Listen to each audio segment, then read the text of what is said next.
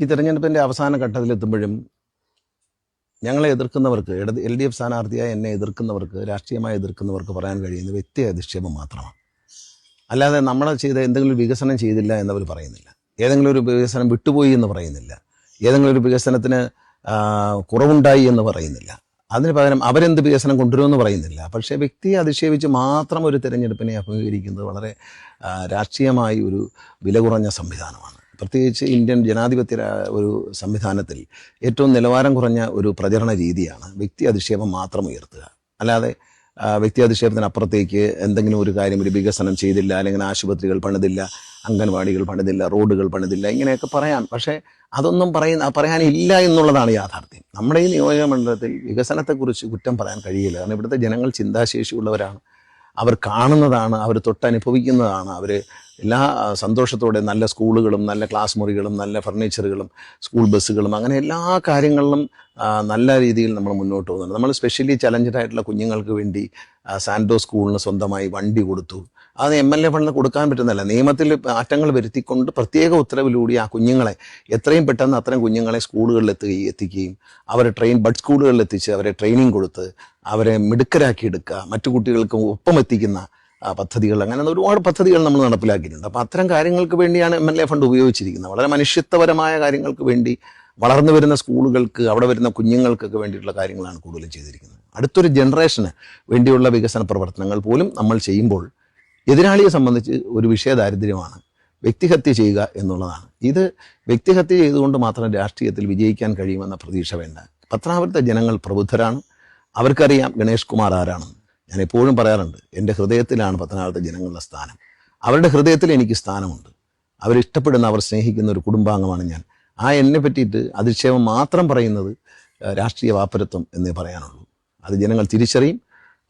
നന്മയ്ക്ക് വേണ്ടി ജനങ്ങൾ നിൽക്കും, മതേതരത്വത്തിന് വേണ്ടി. ഞാൻ മതേതര നിലപാടുകൾ എടുത്തിട്ടുള്ള ആളാണ്, മതേതര നിലപാടുകൾ വീഴ്ച വരുത്തിയിട്ടില്ലാത്ത ആളാണ്. അപ്പം നമ്മുടെ നാടിൻ്റെ മതേതരത്വവും സ്നേഹവും സൗഹൃദവും ഒക്കെ നിലനിർത്തി പോകുന്ന, പരസ്പരം ഭിന്നിപ്പിക്കാത്ത ഒരു MLA ആയിട്ടാണ് 25 വർഷം ഞാൻ ആ സൗഹൃദ ബന്ധം, രാഷ്ട്രീയത്തിന് അതീതമായ സൗഹൃദ ബന്ധം, അതുപോലെ ജാതി മത ചിന്തകളില്ലാത്തൊരു സൗഹൃദ ബന്ധം, അതെല്ലാം പത്തനാപുരത്തിൻ്റെ മണ്ണിൽ സൃഷ്ടിക്കാൻ കഴിഞ്ഞു. സ്ത്രീകൾക്കും കുഞ്ഞുങ്ങൾക്കും സുരക്ഷിതത്വം നൽകാൻ കഴിഞ്ഞു. അവർക്ക് ഏറ്റവും ധൈര്യത്തോടുകൂടി ഇറങ്ങി നടക്കാൻ കഴിയുന്ന, അവരെ അഭിമാനത്തോടെ അവർക്ക് ജീവിക്കാൻ കഴിയുന്ന, നമ്മളെ കുഞ്ഞുങ്ങൾ സ്കൂളിൽ പോയാൽ, നമ്മുടെ പെൺമക്കൾ സ്കൂളിൽ പോയാൽ അവർ വളരെ നല്ല നിലയിൽ, ആൺകുട്ടികളാണെങ്കിലും പെൺമക്കളാണെങ്കിലും സുരക്ഷിതരായി വീട്ടിലെത്തും എന്ന് പറയാനൊക്കെ കഴിയുന്ന ഒരു മനോഹരമായ ഒരു സംസ്കാരമുള്ള പത്തനാപുരത്തെ സൃഷ്ടിച്ചെടുക്കാൻ 25 വർഷം കൊണ്ട് എനിക്ക് കഴിഞ്ഞു. അത് വിസ്മരിച്ചുകൊണ്ടാണ് ഈ അപകീർത്തികരമായ കാര്യങ്ങൾ പ്രചരിപ്പിക്കുന്നത്. ഇങ്ങനെ നടന്നേ അതിപ്പോ ഞാൻ ഏത് രാഷ്ട്രീയത്തിൽ എങ്ങനെ ഇങ്ങോട്ടൊക്കെ മാറിയാലും സാറിനെ കളയത്തില്ല, സാറിനെ കളയാൻ പറ്റത്തില്ല. കാരണം എല്ലാവരും ഉപേക്ഷിച്ചൊരു കാര്യമില്ല, എല്ലാവരും ഉപേക്ഷിച്ചതാണ്. കാരണം അത് നമ്മളത് എപ്പം എന്റെ മരണം വരെ പറഞ്ഞാലും മറ്റു രാഷ്ട്രീയക്കാരവരൊക്കെ പറയും വെറുതെ കരയുക, നമുക്ക് വെറുതെ ഒന്നും കരയാൻ പറ്റത്തില്ല. കാരണം എല്ലാവരും പുറം തള്ളിയൊരു കുഞ്ഞ. 10ാം ക്ലാസ്സുകാരൻ ശ്രീരാഗിന്റെ വല്യമ്മയുടെ വാക്കുകളാണിത്. ജന്മന കേൾവിശേഷിയില്ലാത്ത ശ്രീരാഗിന് കേൾക്കാൻ സഹായിച്ചത് MLA KB ഗണേഷ് കുമാറാണ്. നിരവധിയിടങ്ങളിൽ ചികിത്സ തേടി പോയെങ്കിലും പണമില്ലാത്തതിന്റെ പേരിൽ മുന്നോട്ടു പോകാൻ ഇവർക്ക് കഴിയുന്നുണ്ടായിരുന്നില്ല. അച്ഛൻ ഉപേക്ഷിച്ചു പോയതാണ് ശ്രീരാഗിനെ. എനിക്ക് യാതൊരു ചിന്തയില്ല. സാറിന്റെ കൈ കൊടുത്ത സാർ അത് കൈ കൊള്ളുമെന്ന് എനിക്കൊരു പ്രതീക്ഷയോടുകൂടിയാണ് കൊടുത്തത്. കൊടുത്തിട്ട് ഉടൻ തന്നെ സാറ് കാരണത്തിരുന്ന് വായിച്ചു. ഞങ്ങളുടെ കാണാൻ തന്നെ സാർ വായിച്ചു നോക്കി. ഞാൻ സാറേ, ഇത് ഞാൻ സാറിനോട് പ്രത്യേകം പറഞ്ഞൊരു കാര്യമാണ്, സാർ വായിച്ചിട്ട് കളയരുത്, ഇത് എന്തെങ്കിലും ഒരു സഹായം ഞങ്ങൾക്ക് ചെയ്യണം. ചെവിയും കണ്ണും ഇല്ലെങ്കിൽ ജീവിക്കാൻ പറ്റത്തില്ല. അപ്പം എന്തെങ്കിലും സഹായം സാർ ചെയ്യണം, നോക്കാം നമുക്ക് എന്ന് പറഞ്ഞ് സാറ് പോയി. പക്ഷെ നോക്കാമെന്ന് പറഞ്ഞപ്പോൾ അത് കിട്ടും അല്ലെ കിട്ടത്തില്ല, ഒരു പ്രതീക്ഷ എനിക്കില്ല. സാറ് പറഞ്ഞല്ലോ, ആ ഒരു പ്രതീക്ഷയെ മുന്നോട്ട് പോയി. എന്തായാലും അത് കിട്ടി. എത്ര വിലയുള്ളതായും തന്നെ സാർ അത് കൊണ്ടുവന്ന് വീട്ടിൽ കൊണ്ടു തന്നു. തലച്ചിറയിലെ പൂവണത്തൂർ ചരുവിള വീട്ടിൽ അമ്മയുടെ ജ്യേഷ്ഠത്തി ശ്രീദേവിക്കൊപ്പമാണ് ശ്രീരാഗ് താമസിക്കുന്നതും പഠിക്കുന്നതും. ശ്രീരാഗിന്റെ അമ്മ രാഗിക്ക് ക്യാൻസർ രോഗം പിടിപെട്ടിരിക്കുകയാണ്. ഈ അവസ്ഥയിലും മകന് കേൾക്കാൻ സഹായിച്ച MLA കുറിച്ച് പറയാൻ 100 നാവാണ് ഇവർക്ക്. സാറിന്റെ സപ്പോർട്ടിലാണ്, 1 വർഷം ആവാറായി കിട്ടിയിട്ടില്ലായിരുന്നു. സാറിന്റെ ഇതിലാണ് എനിക്ക് 30,000 രൂപ ഇവിടുന്ന് കിട്ടി. പിന്നെ എൻ്റെ കുഞ്ഞിന് ഇങ്ങനെ സാറിന് വലിയ മനസ്സ് ഇവിടെ കൊണ്ടുവന്ന് കൊടുത്തു. ഉറക്കില്ല. മണ്ഡലത്തിലെ എല്ലാ കാര്യങ്ങളും ശ്രദ്ധയോടെ കേൾക്കുകയും പരിഹരിക്കുകയും ചെയ്യുന്ന ഇതുപോലെയുള്ള ജനപ്രതിനിധികളെയാണ് ഈ നാടിനാവശ്യമെന്നും ഇവർ പറയുന്നു.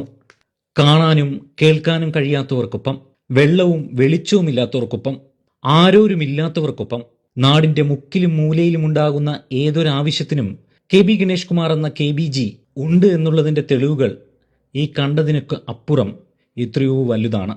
പത്തനാപുരത്തിൻ്റെ ആരോഗ്യരംഗം അഭിമാനിക്കാൻ കഴിയുന്ന നേട്ടങ്ങളാണ് ആരോഗ്യരംഗത്ത് പത്തനാപുരത്തിന് കൈവരിക്കാൻ കഴിഞ്ഞിട്ടുള്ളത്. നമ്മുടെ സംസ്ഥാനം ആരോഗ്യരംഗത്ത് ഇടതുപക്ഷ ജനാധിപത്യ മുന്നണി സർക്കാരിൻ്റെ ഭരണം കൊണ്ട് വളരെയധികം പുരോഗമിച്ച ഒരു കാലഘട്ടത്തിൽ പത്തനാപുരത്ത് ഒരുപക്ഷെ ഒന്നാം പിണറായി സർക്കാരിന് മുമ്പ് തന്നെ വിദ്യാഭ്യാസ ആരോഗ്യരംഗത്തെ പരിഷ്കരണം നമ്മൾ തുടങ്ങിക്കഴിഞ്ഞു. നമ്മൾ ആദ്യമായി നിർമ്മിച്ചത് MLA ഫണ്ട് ഉപയോഗിച്ചാണ്. പട്ടാഴി വടക്കേക്കരയാണ് ഒരു പ്രാഥമിക ആരോഗ്യ കേന്ദ്രം. എല്ലാ സൗകര്യങ്ങളും കൂടി ഒരു പേഷ്യൻ്റ് വന്നു കഴിഞ്ഞാൽ അദ്ദേഹത്തിന് OP ടിക്കറ്റ് എടുത്ത് ഡോക്ടറെ കണ്ട് ഡ്രസ്സ് ചെയ്യണമെങ്കിൽ ഡ്രസ്സ് ചെയ്ത്, ഇഞ്ചക്ഷൻ എടുക്കണമെങ്കിൽ ഇഞ്ചക്ഷൻ എടുത്ത്, അല്ലെങ്കിൽ ലാബിൽ പോകണമെങ്കിൽ ലാബിൽ പോയി, പുറത്ത് വന്ന് മരുന്ന് വാങ്ങി പുറത്ത് പോകത്തക്ക രീതിയിലുള്ള വളരെ ആസൂത്രിതമായ വളരെ പ്ലാൻഡായിട്ടുള്ള ഒരു ആശുപത്രികളാണ് എല്ലാ സ്ഥലത്തും പണിതിരിക്കുന്നത്. പട്ടാഴിയിൽ പണിതു, പട്ടാഴി വടക്കേക്കര പണിതു.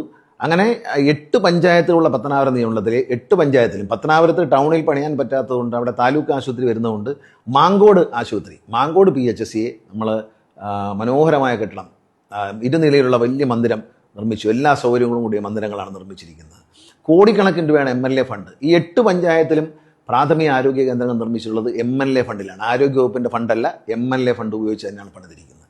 ജനങ്ങൾക്ക് ഏറ്റവും ഉപകാരപ്രദമാണ്. ഓരോ ആശുപത്രിയും നവീകരിച്ച് കഴിയുമ്പോൾ ഒരു ദിവസം 200 മുതൽ 300 വരെ OP നമുക്ക് കിട്ടുന്നുണ്ട്. പേഷ്യൻസ് രാവിലെ വരുന്നത് 200 മുതൽ 300, 350.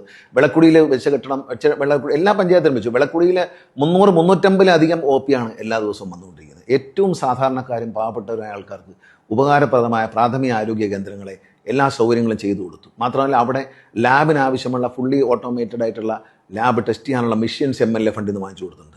പിറവന്തൂർ വാങ്ങിച്ചു കൊടുത്തിട്ടുണ്ട്, വിളക്കുടിയിൽ, പട്ടാഴിയിൽ, എല്ലാ സ്ഥലത്തും വാങ്ങി കൊടുത്തിട്ടുണ്ട്. ഇനി ഒരു 60 ലക്ഷം രൂപയുടെ ഉപകരണങ്ങൾ കൂടി ഈ ലാബുകളിലേക്ക് വരും, അടുത്ത ദിവസങ്ങളിൽ വരും. ഈ ലാബുകളെ കുറച്ചുകൂടി ആധുനികവൽക്കരിക്കാൻ, കുറച്ചുകൂടി അക്യുറസി ഉണ്ടാക്കാൻ, കൃത്യത ഉണ്ടാക്കാൻ വേണ്ടിയിട്ട് നമ്മൾ ലാബുകൾക്ക് ഒരു 60-65 ലക്ഷം രൂപയുടെ എക്യുപ്മെൻ്റ് കൂടി ഉടൻ വരും. എല്ലാ പഞ്ചായത്തുകളിലും പ്രാഥമിക ആരോഗ്യ കേന്ദ്രങ്ങൾ ചെയ്ത പോലെ തന്നെ ഈ പഞ്ചായത്തുകളിലെല്ലാം ഉപകേന്ദ്രങ്ങൾ, ആരോഗ്യ ഉപകേന്ദ്രങ്ങൾ, ഇഞ്ചക്ഷൻ എടുക്കാനും പോളിയോ കൊടുക്കാനും മറ്റു കാര്യങ്ങൾക്കെല്ലാം ആഴ്ചയിൽ 2 ദിവസം തുറന്നു വയ്ക്കുന്ന ഉപകേന്ദ്രം, ആരോഗ്യ ഉപകേന്ദ്രം 2 ദിവസം 3 ദിവസമൊക്കെ തുറക്കുന്ന പഞ്ചായത്തുകളുണ്ട്. അവിടെ എല്ലാവർക്കും, ചോദിച്ച എല്ലാ പഞ്ചായത്തിനും ആരോഗ്യ ഉപകേന്ദ്രം MLA ഫണ്ടിൽ തന്നെ നമ്മൾ നൽകിയിട്ടുണ്ട്. അതിൽ വളരെ സന്തോഷമുണ്ട്. MLA ഫണ്ട് ഏറ്റവും ഉപകാരപ്രദമായി, ഏറ്റവും സാധാരണക്കാരന് ഉപകാരപ്പെടുന്ന രീതിയിലാണ് ഉപയോഗിച്ചിട്ടുള്ളത്. അത് അടുത്ത ഘട്ടത്തിൽ പല ആശുപത്രികളും പ്രാഥമിക ആരോഗ്യ കേന്ദ്രങ്ങൾ അവർക്ക് തിരക്ക് കൂടിയ സ്ഥലങ്ങളിൽ എക്സ്റേ മെഷീൻ വെക്കണം എന്നാണ് ഞങ്ങളുടെ അടുത്ത ലക്ഷ്യം. അപ്പോൾ അതുപോലെ തന്നെ എല്ലാ മെഷീൻസും എല്ലാ സ്ഥലത്തും വാങ്ങിക്കൊടുക്കുകയാണ്. ആധുനികമായ ലാബുകൾ സെറ്റ് ചെയ്തതോടൊപ്പം തന്നെ ഉപകേന്ദ്രങ്ങൾ വളരെ മനോഹരമായി ചെയ്തു. ഒരു പഞ്ചായത്തിൽ ആവശ്യപ്പെട്ട എല്ലാ ഉപകേന്ദ്രവും കൊടുത്തു. ഉദാഹരണത്തിന് പട്ടാഴി വടക്കേക്കരയിൽ 3 ആരോഗ്യ ഉപകേന്ദ്രങ്ങളാണ്. പട്ടാഴിയിൽ 3 എണ്ണമാണ് കൊടുത്തിരിക്കുന്നത്. 2 എണ്ണം പണി പൂർത്തിയായി വരുന്നു. പട്ടാഴി വടക്കേക്കരയിൽ 1 എണ്ണം പണി പൂർത്തിയായി കിടക്കുന്നു, 1 എണ്ണം പണി ചെയ്തുകൊണ്ടിരിക്കുന്നു. അങ്ങനെ വെട്ടിക്കവലയിൽ 2 എണ്ണം ചോദിച്ചു, 2ഉം കൊടുത്തു. ചക്കുവരിക്കലും കൊടുത്തു, പനവേലിയിലും കൊടുത്തു. അതുപോലെ എല്ലാ പഞ്ചായത്ത്, വിളക്കുടിയിലെ ധർമ്മപുരിയിൽ, അങ്ങനെ എല്ലാ സ്ഥലത്തും ആരോഗ്യ ഉപകേന്ദ്രങ്ങൾ ചോദിച്ച സ്ഥലങ്ങളിലെല്ലാം മെമ്പർമാർക്ക് കൊടുത്തിട്ടുണ്ട്. പഞ്ചായത്ത് മെമ്പർമാരും അവിടുത്തെ ഡോക്ടർമാരും ആവശ്യപ്പെടുന്ന എല്ലാ ആരോഗ്യ ഉപകേന്ദ്രങ്ങളും കൊടുത്തു. ഇവയെല്ലാം സമ്മേളിച്ചുകൊണ്ടാണ് അഭിമാനകരമായ പത്തനാപുരം താലൂക്ക് ആശുപത്രി ഏതാണ്ട് 98 കോടി രൂപ കിഫ്ബിയിൽ നിന്ന് ചെലവാക്കിക്കൊണ്ട് ഇടതുപക്ഷ ജനാധിപത്യ മുന്നണി സർക്കാർ നമുക്ക് അനുവദിച്ചു തന്ന നമ്മുടെ താലൂക്ക് ആശുപത്രി 7 സ്പെഷ്യാലിറ്റികൾ, ഓർത്തോ അടക്കം 7 സ്പെഷ്യാലിറ്റികളുള്ള അതിഗംഭീരമായ ഒരു ആശുപത്രിയാണ്. കുഞ്ഞുങ്ങളെ ചികിത്സിക്കുന്ന, പ്രസവിച്ച ഉടനുള്ള കുഞ്ഞുങ്ങൾക്കുള്ള പ്രശ്നങ്ങൾ പരിഹരിക്കുന്നതിനുള്ള ഒരു ന്യൂ ബോൺ നഴ്സറി നമ്മുടെ ഈ പ്രദേശത്ത് എവിടെയില്ല. അതുവരെ ഉൾപ്പെടുത്തിക്കൊണ്ടാണ് നമ്മൾ പത്തനാപുരം താലൂക്ക് ആശുപത്രി നിർമ്മിക്കുന്നത്. 7 സ്പെഷ്യാലിറ്റികളുണ്ട്. ഗൈനക്കുണ്ട്, ഓർത്തോ ഉണ്ട്, ഡെൻ്റലുണ്ട്. ഇങ്ങനെ അത്രയും 7 സ്പെഷ്യാലിറ്റികളുള്ള ഒരു താലൂക്ക് ആശുപത്രിയാണ് നമ്മൾ നിർമ്മിക്കുന്നത്. അതിൻ്റെ നിർമ്മാണം ഏതാണ്ട് പൂർത്തിയായി, അതിൻ്റെ സ്ട്രക്ചർ ഏതാണ്ട് കംപ്ലീറ്റ് ചെയ്തു. അതിൻ്റെ ഉള്ളിൽ മറ്റ് നിർമ്മാണ പ്രവർത്തനങ്ങൾ, അതിൻ്റെ പ്ലാസ്റ്ററിങ്ങും കാര്യങ്ങളൊക്കെ നടന്നുകൊണ്ടിരിക്കുകയാണ്. ഒരു 3-4 മാസത്തിനുള്ളിൽ, അല്ലെങ്കിൽ മാക്സിമം ഒരു 5 മാസത്തിനുള്ളിൽ നമുക്കത് ഉദ്ഘാടനം ചെയ്ത് ആ ആശുപത്രിയിലേക്ക് മാറാൻ കഴിയും. അത് പത്തനാപുരത്തിന് അഭിമാനമാണ്. നിങ്ങൾ എല്ലാവരും ശ്രദ്ധിക്കേണ്ടതുണ്ട്. ഞാനാണ് വാശി പിടിച്ചത്, ഒരു നല്ല സ്ഥലം വേണം, ഒരു നല്ല സ്ഥലം വേണം. അതിനെല്ലാവരും എൻ്റെ കൂടെ നിന്നു. അന്നത്തെ എല്ലാ പഞ്ചായത്ത് പ്രസിഡന്റുമാരും എൻ്റെ കൂടെ നിൽക്കുകയും ഏറ്റവും നല്ലൊരു സ്ഥലം ആ സ്ഥലത്തിൻ്റെ ഉടമസ്ഥർ സ്നേഹത്തോടെ നമുക്ക് തന്നു. വലിയ പൈസയല്ല തന്നു, വളരെ ന്യായമായ വിലയ്ക്ക് ഒരു പൊതുക്കാര്യത്തിനാണ് എന്ന് പറഞ്ഞ് ഞാനും എൻ്റെ പിതാവ് ശ്രീ ആർ ബാലകൃഷ്ണപിള്ള സാറും അവരെ ബന്ധപ്പെട്ടപ്പോൾ അവർ സ്നേഹത്തോട് പറഞ്ഞു നല്ലൊരു കാര്യത്തിനാണ് നിങ്ങൾ കൊടുക്കുമെന്ന് അദ്ദേഹം പറഞ്ഞപ്പോൾ എല്ലാവരും കുറഞ്ഞ വിലയ്ക്കാണ്, ഏറ്റവും അവിടെ ലഭിക്കുന്നതിനേക്കാൾ വളരെ താഴ്ന്ന വിലയിലാണ് അവർ ഈ ആശുപത്രിക്ക് വേണ്ടി പണം തന്നത്. അവരെ ഞാൻ ഈ അവസരത്തിൽ ഓർക്കുകയാണ്, അവരോടുള്ള നന്ദി ഞാൻ രേഖപ്പെടുത്തുകയാണ്. അവരെ ആ കുടുംബങ്ങൾ അത് നമുക്ക് നൽകി. അത് അവിടെ നിന്ന് മറ്റൊരു സാധുവായ മനുഷ്യൻ അതിൻ്റെ സൈഡിൽ താമസം ഉണ്ടായിരുന്നു. അദ്ദേഹത്തിന് മറ്റൊരു മന്ദിരം വെക്കുകയാണ്, അദ്ദേഹത്തിനൊരു സ്ഥലം വാങ്ങി അദ്ദേഹത്തിന് കോമ്പൻസേഷൻ കൊടുത്ത കൂടാതെ അദ്ദേഹത്തിനൊരു വീട് നമ്മൾ വെച്ചു കൊടുക്കുകയാണ്. ആ വീടിൻ്റെ പണി നടക്കുകയാണ്. അത് പൂർത്തിയായി ഉടൻ തന്നെ താക്കോൽ കൊടുക്കും. അവർ പ്രായമുള്ള കുഞ്ഞുങ്ങളുമായി ആൺകുട്ടികളും പെൺമക്കളും ഒക്കെ ഉണ്ട്, അവരെയും കൊണ്ട് അവിടെ താമസിക്കുന്ന ബുദ്ധിമുട്ടാണ്. അപ്പോൾ അവരെ അവിടെ നിന്ന് ഒഴിപ്പിക്കുമ്പോൾ അവർക്ക് വീട് വെച്ചു, ഒരാളെയും വഴിയിലിറക്കി വിടില്ല. അതാണ് നമ്മുടെ തത്വശാസ്ത്രം. ഒരാളെയും വഴിയിലിറക്കി വിടില്ല. അവരവിടെ നിന്ന് ഒഴിഞ്ഞു പോകുമ്പോൾ അവർ സ്ഥലം വാങ്ങാൻ പണമുണ്ടായിരുന്നു, അവിടെ ലൈഫിൽ നിന്നൊരു വീട് കിട്ടാൻ താമസിക്കുമെന്നുള്ളത് കൊണ്ട് നമ്മൾ ഇടപെട്ട് ഒരു വീട് വെച്ചു കൊടുക്കുകയാണ് അവിടെ. അത് നമ്മുടെ സമൂഹത്തിൻ്റെ ഒരു മാതൃകയാണ്. അവരെ വഴിയിലിറക്കി വിടില്ല. പ്രായമായ മക്കളും കുഞ്ഞുങ്ങളും പെൺകുഞ്ഞുങ്ങളും ഒക്കെ ആയിട്ട് വഴിയിലിറക്കി വിടില്ല എന്ന ഒരു നിർബന്ധ ബുദ്ധിയോടാണ് ചെയ്യുന്നത്. താലൂക്ക് ആശുപത്രി പത്തനാപുരത്തെ അനുഗ്രഹമായിരിക്കും. കാരണം നല്ലൊരു സ്ഥലത്ത് വേണമെന്ന് ഞാൻ പറയാൻ കാര്യം, അവിടേക്ക് വരാൻ എളുപ്പമാണ്. പിടവൂര് വഴി വരാം, തലൂരുള്ളവർക്ക് വരാം, പട്ടാഴിയിലുള്ളവർക്ക് വരാം, വിളക്കുടിയിലുള്ളവർക്ക് വരാം, പട്ടാഴി വടക്കേക്കരയിൽ നിന്ന് വരുന്നവർക്കും ഇറങ്ങി നടന്നു കയറാം. ഇവർക്കെല്ലാം ബസ്സിൽ വന്നിട്ട് അതിൻ്റെ മുന്നിൽ ഇറങ്ങി നടന്നു കയറാം. ഒരു പനിയുമായിട്ട് വരുന്ന ഒരമ്മ അല്ലെങ്കിൽ ഒരു അച്ഛൻ, ഒരു വ്യക്തി ബസ്സിൽ ഇറങ്ങിയാൽ നടക്കുന്ന ദൂരത്തിൽ നടന്ന് അങ്ങോട്ട് കയറത്തക്ക പാലം കടന്ന അവിടെ ബസ് നിർത്തിയാൽ അതിൽ നിന്ന് ഇറങ്ങി നടന്ന് ആശുപത്രിക്കകത്തേക്ക് പോകാനും തിരിച്ച് നടന്നിറങ്ങി വന്ന് അടുത്ത ബസ് പിടിച്ചു പോകാനും ഒക്കെ കഴിയുന്ന ഒരു ഏറ്റവും മനോഹരമായ ഒരു ലൊക്കേഷനാണ്. മാത്രമല്ല നദിയുടെ കരയിലായതുകൊണ്ട് ഒരു വശത്ത് ഒരിക്കലും കെട്ടളം വരില്ല. അപ്പോൾ അതുകൊണ്ട് അവിടെ നല്ല ശുദ്ധമായ കാറ്റ് ആ തലൂർ പഞ്ചായത്തിൻ്റെ ഭാഗത്ത് നിന്ന് ഇങ്ങനെ അടിച്ചുകൊണ്ടിരിക്കും.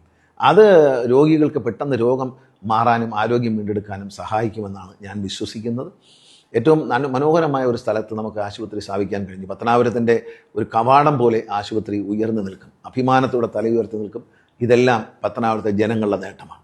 നിങ്ങൾ എനിക്ക് തന്ന ചുമതലയാണ്. MLA എന്നതിൽ എനിക്ക് നിങ്ങൾ നൽകിയ ചുമതലയുടെ, നിങ്ങൾ എന്നെ ഏൽപ്പിച്ച ജോലി, ആ ജോലിയുടെ കൃത്യതയോടുള്ള പ്രവർത്തനമാണ് എന്ന് എൻ്റെ പ്രിയപ്പെട്ട എല്ലാ സഹോദരി സഹോദരന്മാരോടും ഞാൻ ഓർമ്മിപ്പിക്കുകയാണ്. നിങ്ങൾ എനിക്ക് തന്ന വിജയം, 5 തെരഞ്ഞെടുപ്പിൽ നിങ്ങൾ എനിക്ക് തന്ന വിജയം, ആ വിജയത്തിലൂടെ നിങ്ങൾ നേടിയെടുത്തതാണ്. നിങ്ങളുടെ പ്രതിനിധിയായി എന്നെ പറഞ്ഞ് നിയമസഭയിലേക്ക് വിട്ടുകൊണ്ട് നിങ്ങൾ ഓരോരുത്തരും ജാതിക്കും മതത്തിനും രാഷ്ട്രീയത്തിനും അതീതമായി നേടിയെടുത്തതാണ് ഈ കാണുന്ന മഹത്തായ വികസനങ്ങളെല്ലാം. ഞങ്ങൾ ഒരു വരി പോലും ഞങ്ങൾക്ക് അസത്യം പറയേണ്ട കാര്യമില്ല. കാരണം ഞങ്ങൾ പറയുന്നതെല്ലാം സത്യമായിരിക്കും. കാരണം നിങ്ങൾക്ക് എണ്ണി നോക്കാം, ഞാൻ മുമ്പും പറഞ്ഞിട്ടുണ്ട്, നിങ്ങൾക്ക് കണ്ടു നോക്കാം, നിങ്ങൾക്ക് തൊട്ടു നോക്കാം ഈ വികസനങ്ങൾ എന്നുള്ളത് യാതൊരു സംശയവും വേണ്ട. വിളവൂരിലെ തടിയന്തോപ്പ് കടവിലെ പാലം കൂടി വരുമ്പോൾ കമൂഞ്ചേരി ഭാഗത്തുള്ളവർക്കും ആ പാലത്തിലൂടെ വളരെ വേഗം ആശുപത്രിയിൽ എത്താൻ കഴിയും. ആ പാലത്തിൻ്റെ അങ്ങേത്തലക്കിലാണ് കോടതി വരാൻ പോകുന്നത്. ആ കോടതി അവിടെ വരുമ്പോൾ തലവൂർ പട്ടാഴി വടക്കേക്കര ഭാഗത്തുള്ളവർക്കും വിളക്കുടിയിലുള്ളവർക്കും കോടതിയിലേക്ക് പോകാൻ പത്തനാപുരം ടൗണിൽ കയറാതെ ബൈപ്പാസ് ചെയ്ത് ആ പാലത്തിലൂടെ കടന്നു പോകാൻ കഴിയും. ആരോഗ്യരംഗത്തെ മറ്റൊരു മികച്ച നേട്ടമാണ് നടുത്തേരി ആയുർവേദ ആശുപത്രി. കേരളത്തിലെ ഏറ്റവും മനോഹരമായ അവാർഡുകൾ വാരിക്കൂട്ടിയ മനോഹരമായ ആയുർവേദ ആശുപത്രി. നമുക്കറിയാം, വളരെ പഴകിയൊരു കെട്ടിടം. എൻ്റെ പിതാവ് ഉദ്ഘാടനം ചെയ്ത അന്നത്തെ കാലത്ത് ചെയ്ത ഒരു ബിൽഡിംഗ് മാത്രമാണ് അവിടെ ഉണ്ടായിരുന്നത്. അതിനെ മുഴുവൻ മാറ്റി വളരെ മനോഹരമായ ആശുപത്രി. ഇന്ന് ഇവിടെ നിന്ന് ആൾ വന്നാലും അത് കാണുമ്പോൾ തന്നെ രോഗികൾക്ക് വലിയൊരു അഭിപ്രായവും, നമ്മുടെ നാടിന് അഭിമാനമായ ഒരു ആശുപത്രിയായി നടുത്തേരി ആയുർവേദ ആശുപത്രി മാറി. പല അവാർഡുകളും ആശുപത്രിക്ക് ഇന്ത്യയിലെ മികച്ച ആശുപത്രികളിൽ ഒന്നായി തിരഞ്ഞെടുക്കപ്പെട്ടു എന്നൊക്കെ ഉള്ളത് അഭിമാനകരമായ കാര്യങ്ങളാണ്. അതുപോലെ അവിടെ ചികിത്സയ്ക്ക് വേണ്ടി അവിടെ ധാരാളം രോഗികളാണ് വരുന്നത്. അവർക്ക് ചികിത്സയ്ക്ക് കിടത്തി ചികിത്സിക്കാനുള്ള സൗകര്യങ്ങൾ കുറവായി മാറിയിരിക്കുന്നു. അതിന് വലിയ ഡിമാൻഡാണ്. പഞ്ചായത്ത് മെമ്പർമാരെയും പ്രസിഡന്റുമാരെയും എല്ലാവരും വിളിക്കുകയാണ്. വളരെ ദൂരപ്രദേശങ്ങൾ, ബാംഗ്ലൂരിൽ നിന്നും തമിഴ്നാട്ടിൽ നിന്നും ഒക്കെ രോഗികൾ അവിടെ വന്ന് കിടന്ന് ചികിത്സിക്കുന്നു എന്ന് പറയുന്നത് നാടിന് അഭിമാനമാണ്. ഒരു താലൂക്ക് ആയുർവേദ ആശുപത്രിയേക്കാൾ ഗംഭീരമായ ആശുപത്രിയാണ് പത്തനാപുരത്ത് നടുത്തേരിയിൽ നമുക്ക് നിർമ്മിക്കാൻ കഴിഞ്ഞത്. അതുപോലെ തന്നെ നമ്മൾ പ്രോത്സാഹിപ്പിക്കുന്ന ഒരു മേഖലയാണ് ആയുർവേദം, ഹോമിയോ ആശുപത്രികൾ. പട്ടാഴി വടക്കേക്കരയിൽ ഹോമിയോ ആശുപത്രി MLA ഫണ്ട് നിർമ്മിച്ചു കൊടുത്തു. ഇപ്പോഴ് തലൂര് ഒരു സ്ഥലം ലഭിച്ചു. ആ സ്ഥലത്ത് പഞ്ചായത്ത് വാങ്ങിയ സ്ഥലത്ത് പുതിയ തലൂർ ഹോമിയോ ആശുപത്രി